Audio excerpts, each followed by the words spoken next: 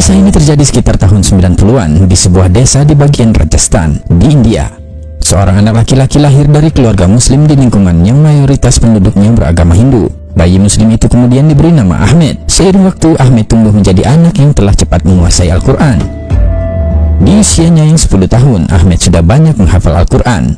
Itu karena kegigihan orang tuanya yang mengantarkan Ahmed belajar dari madrasah ke madrasah terdekat yang ada di desa itu. Dan fitnah itu pun dimulai. Beberapa penduduk Hindu di wilayah itu mulai tidak menyukai Ahmed karena Ahmed dianugerahi oleh Allah suara yang indah ketika membaca Al-Quran, dan karena bacaannya itu Ahmed mulai menjadi terkenal di seluruh Rajasthan.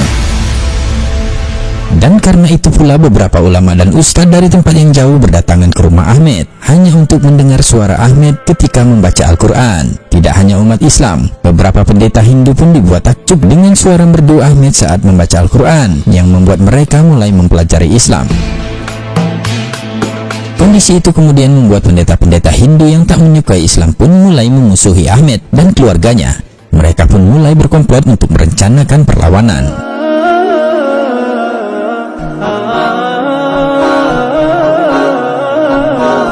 Ahmed yang telah tumbuh menjadi remaja soleh ini, suatu hari setelah pulang dari madrasah, di perjalanan umat Hindu mengepungnya dan menuduhnya telah mencuri di rumah kepala desa. Mereka mulai memukuli Ahmed dan memberikan bukti palsu. Mereka mulai menyebarkan berita ke semua desa di Rajasthan bahwa Ahmed yang terlihat seperti seorang muslim yang baik ini ternyata adalah seorang pencuri. Dan kepala desa yang bernama Raj Gopal yang telah berkomplot membuat fitnah itu memutuskan untuk menghukumnya di depan penduduk desa yang telah berkumpul. Kemudian Ahmed digiring ke sebuah lapangan untuk dieksekusi. Umat Hindu yang memang membenci Islam itu pun berteriak-teriak dengan amarah, "Penggal kepalanya, penggal kepalanya." Sementara Ahmed berusaha membela diri, mengatakan bahwa semua ini adalah fitnah untuk dirinya. Dia tidak pernah mencuri apapun.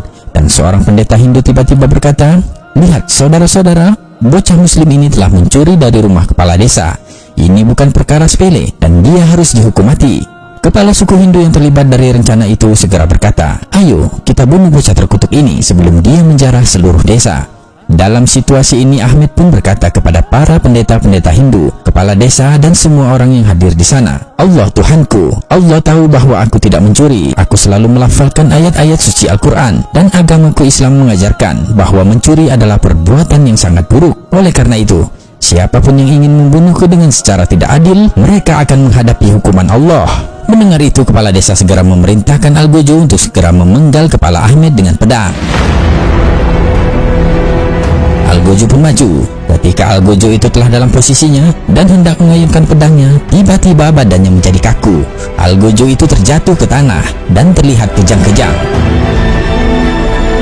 Kemudian warga yang mendekati Algojo itu memeriksa jantungnya dan mendapati bahwa Algojo itu telah mati.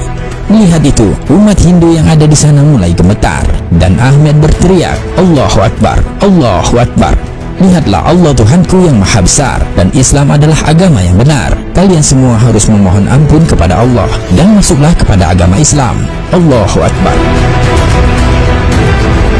Jika Allah sudah berkehendak, maka tidak ada yang bisa menghalangi. Allah maha berkehendak memberi hidayah kepada hamba-hamba yang dikehendakinya. Wallahu a'lam bishawab.